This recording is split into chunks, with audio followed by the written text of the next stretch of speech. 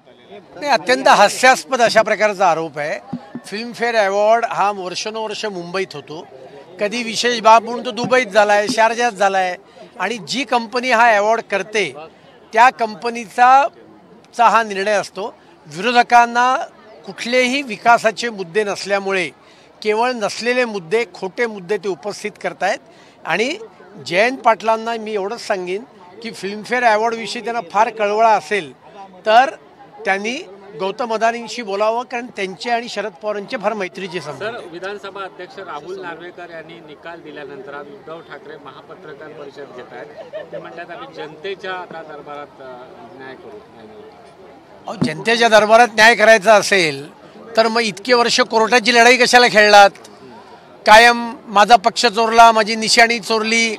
जनतेच्या न्यायालयात जाण्याचं धाडस नाही म्हणून तो सर्वोच्च न्यायालयात पिटिशन करून मुंबई महानगरपालिकेच्या निवडणुका लांबणीवर टाकण्याचा प्रयत्न करतायत।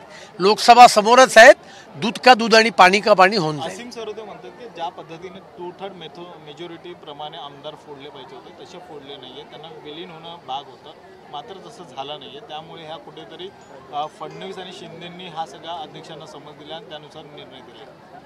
असीम सरोदेंना हे लक्षात नाही का, सर्वोच्च न्यायालयाने सुद्धा म्हटलंय की हे सरकार घटनात्मक सरकार आहे आणि त्यामुळे असीम सरोदे वकिलीपेक्षा पक्षीय भूमिका जास्ती बजावत आहेत। ती त्यांना लखला बसावी।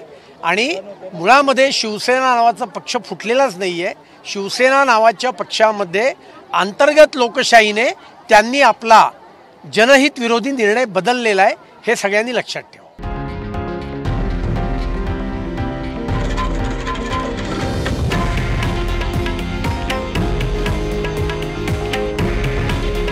हे आहे देशातील नंबर 1 न्यूज नेटवर्क आणि आपण पाहत आहात TV9 मराठी। काळजी तुमची, हित महाराष्ट्राचं।